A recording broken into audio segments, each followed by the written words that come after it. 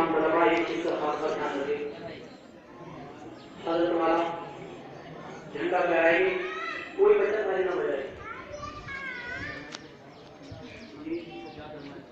बिल्कुल खामोश रहना।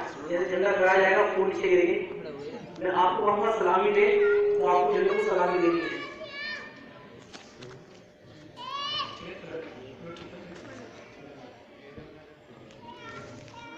सलामी दे।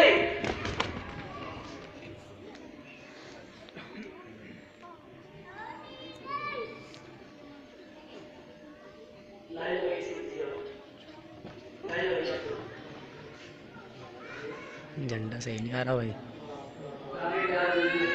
मुकम्मिल अब्दुल रहीम आदे ताने भी आ जाए।